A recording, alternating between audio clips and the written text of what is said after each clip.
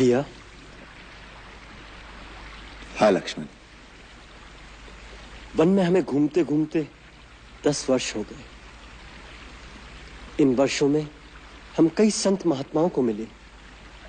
इन सबके तो नाम भी याद नहीं रहेंगे। लक्ष्मण, केवल नामों की सूची याद रखने से क्या लाभ? नाम तो केवल एक बाहरी पहचान के लिए होता है। उनके आंतरिक गुणों को ही याद रखना चाहिए।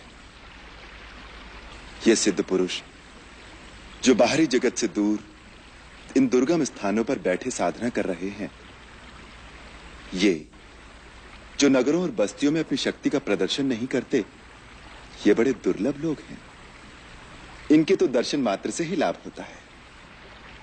केवल दर्शनों से क्या लाभ होता है? सीते, जैसे धूप में केवल बैठने मात्र से ही सूर्य की गर्मी हमारे शरीर में प्रवेश करती है, उसी प्रकार उनके निकट बैठने से उनके आत्मज्ञान, उनकी शक्तियों, उनकी भावनाओं का सूक्ष्म प्रकाश हमारे सूक्ष्म शरीर में प्रवेश करता है। वो बिना कुछ कहे ही बहुत कुछ दे देते हैं। तपोवन के जिस भाग में अब हम प्रवेश कर रहे हैं, वहां एक से एक महान ऋषि होंगे। यदि उनके सत्संग का पूर्ण लाभ उठाना हो तो अपने मन और बुद्धि की खिड़कियां और द्वार खोलकर उनके चरणों में बैठ जाना चाहिए। यदि उनके पास जाकर विनम्रता से एक भिक्षुक की भांति मन की झोली फैलाकर चुपचाप बैठ जाओगे तो अपनी साधना के द्वारा प्राप्त किए हुए ज्ञान के अनमोल रत्न वो तुम्हारी झोली में अनायास ही डालते रहेंगे।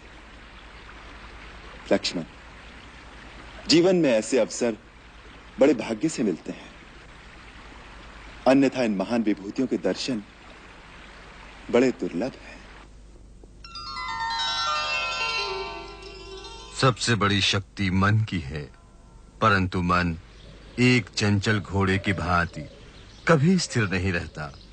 योग के द्वारा चित्रवृत्तियों का विरोध करके जो मन को काबू कर लेता है, उसका मन सर्वव्यापी आत्मा के अधीन होने से वो संसार की समस्त शक्तियों पर अधिकार पा लेता है। राम, अपने कर्म की अच्छाई और बुराई को हर घड़ी हर क्षण परखते रहना चाहिए। अपने कर्म को परखने के लिए मनुष्य के पास एक ही कसौटी है। वो ये सोचे कि यदि मैं इसी समय मर जाऊं तो मेरा यह कर्म किस गिनती में आएगा। इसलिए यदि कोई भूल हो जाए तो उसे तत्काल सुधार लेना चाहिए। ये कभी ना सोचे कि आज की भूल को कल सुधार लूंगा। कभी कभी काल कल का समय नहीं देता। धर्म के मार्ग पर चलने के लिए ज्ञान का प्रकाश आवश्यक है।